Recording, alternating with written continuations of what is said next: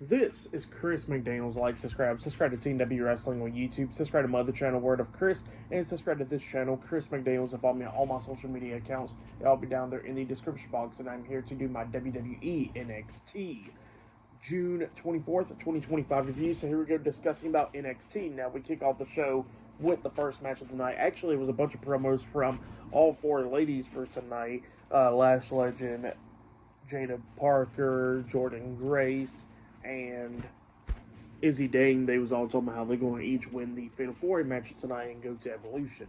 But yeah, that's what happened there. But then we get to the first match of the night. It was the TNA World Heavyweight Champion Trick Williams versus Josh Briggs with Yoshiki Inamura at ringside in a one-on-one match for the TNA World Heavyweight Championship. Now, this match kicks off the show, and this one, it was a pretty good one. Both of these guys beating the hell out of each other, going back and forth and everything. Coming up near falls, Briggs hit the chokeslam on the Trick.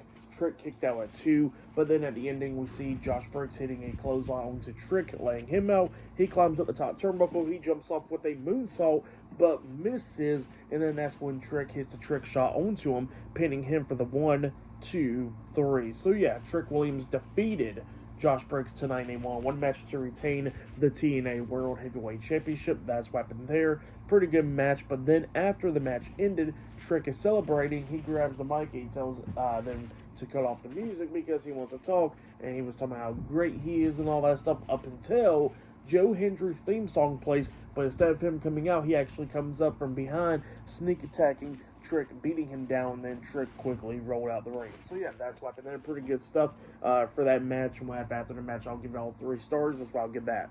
But yeah, then after that, we see backstage, we see Tavion Heights talking to Charlie Dempsey, and apparently Charlie Dempsey injured Tavion Heights. He got to wear a face mask tonight, but he says that he's still able to compete. He's going to go ahead and try to beat Javon Evans to get out no quarter catch crew. So yeah, that's what he was saying there. But yeah, pretty good stuff right there. And yeah, I'll see you guys later until the next thing happens on NXT. I'll see you guys later. Till then.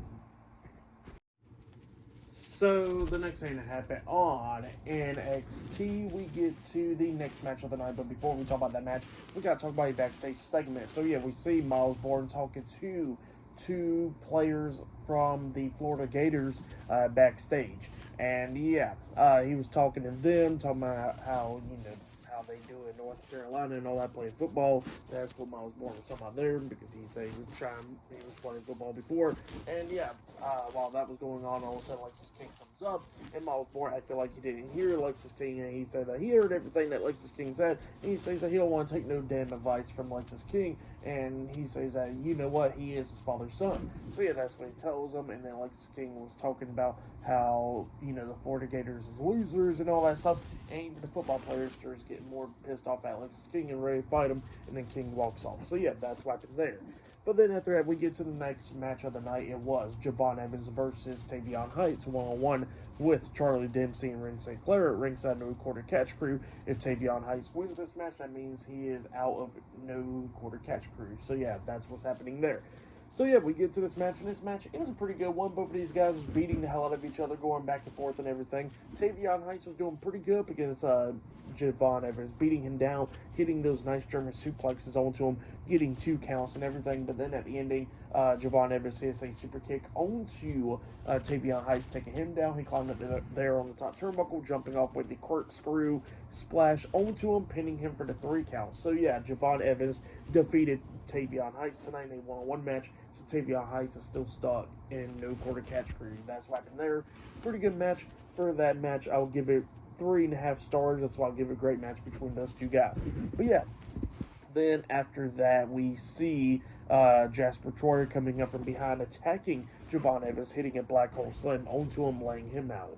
And then after that, we hear from Ava where apparently Noam Dar will not be defending the NXT Heritage Cup Championship up against Channing Stacks Lorenzo tonight, and because he is injured and all that, but instead it's going to be Tony D'Angelo taking on Stacks one-on-one for the title. So yeah, that's what's going on there, and Tony D'Angelo got the match because of Lucha Crucifino. So he says that he's starting to trust Lucha a little bit more. So yeah, that's what's going on there. Later on tonight, Stacks versus D'Angelo one-on-one. But yeah, I'll see you guys later. Until the next thing that happens on NXT. Up next, it'll be Ricky Sayers versus Ashante the Adonis. So yeah, I'll see you guys later. Till then. So the next thing that happened on NXT, we get to the next match of the night. It was Ricky Sayers versus Ashante the Adonis. Ashante was trying to do everything that he can do to try to take out Ricky, but then Ricky starts coming back, hitting the massive spear onto Ashante, and then picks him up, hitting Rochambeau onto him, pinning him for the 1, 2, 3. So yeah, Ricky Sayers defeated Ashante the Adonis tonight in a 1-on-1 match. But then after the match ended, we see the NXT North America champion Ethan Page popping up on the big screen, and he says, "Hey Ricky," and then the video froze, and Ricky Sayers got his attention towards the video, but then we see Ethan Page coming up from behind, attacking Ricky Sayers, beating him down, and then it looked like he was going to hit the Twist of Fate onto him, but then he decides to pick up Ricky Sayers instead, hitting Rochambeau onto Ricky Sayers, laying him out. So yeah, Ethan Page lays out Ricky Sayers with his own finish move. But yeah, for that match, what happened after the match, I'll give it all 2 stars. That's what I'll give it. That's what happened there. But then after that, we heard from Dark State, where Dark State says that, just because they haven't been around for a little bit, they said that, they've been making moves and all that. How they're going to come back stronger and dangerous than ever. So yeah, that's what they said there. But yeah, I'll see you guys later until the next thing that happens on NXT, because up next we're going to be hearing from the NXT champion, Femi, up next on NXT. So yeah, I'll see you guys later. Till then.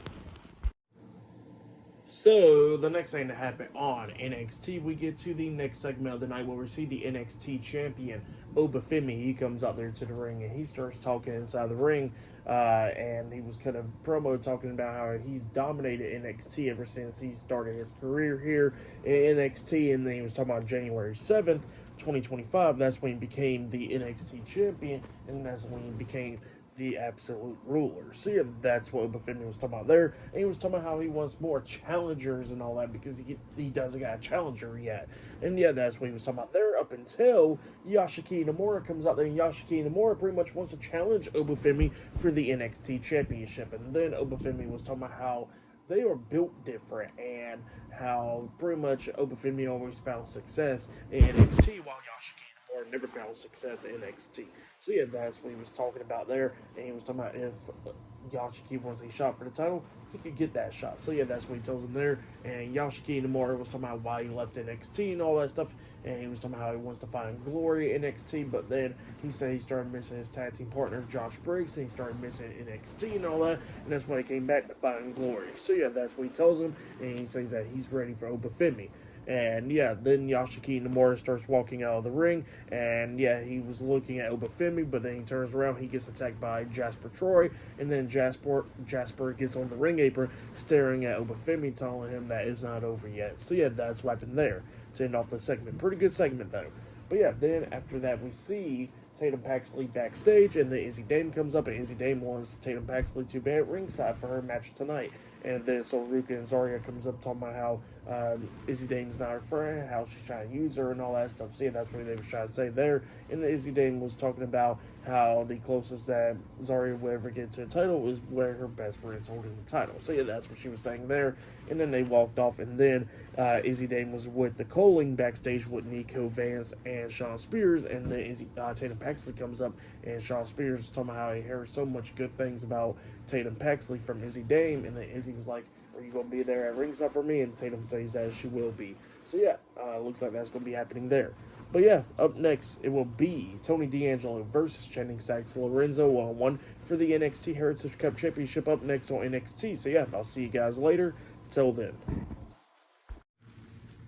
So, the next thing to happen on NXT, we get to the next match of the night. But before we talk about that match, we got to talk about a segment that happened backstage. So, yeah, we see the TNA World Heavyweight Champion Trick Williams backstage in the locker room.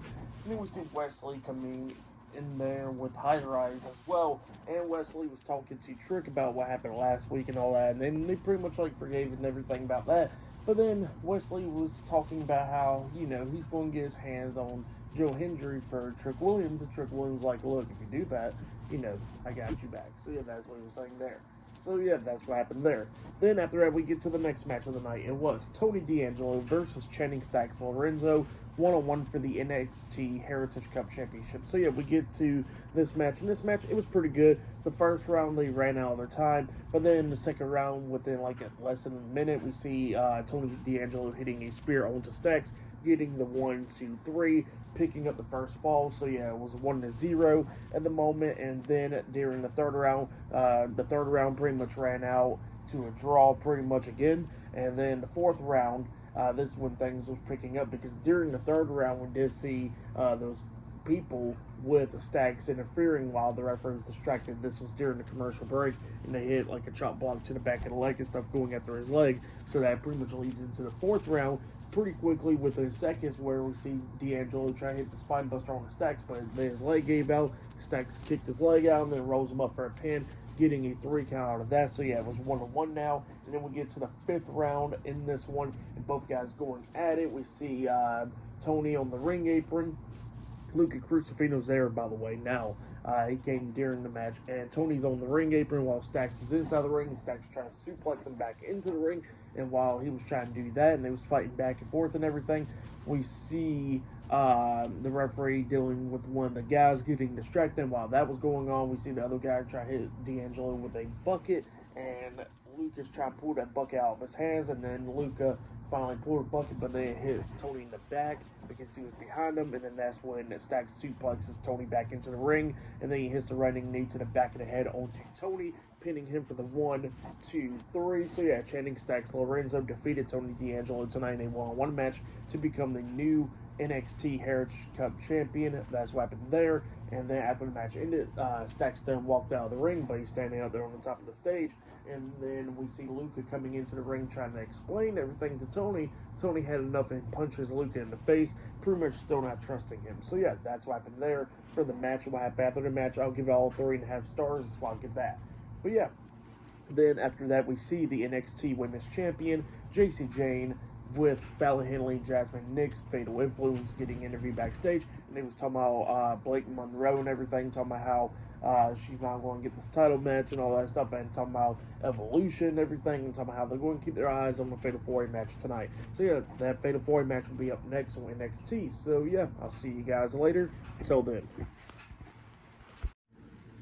So, the next thing that happened on NXT, before we talk about the main event, we got to talk about a couple of segments backstage. So, yeah, backstage we see Thea Hale complaining about what happened last week on NXT, but then Lainey Reed comes up to my house. She's not a real woman and all that stuff, so yeah, that's what she was saying there.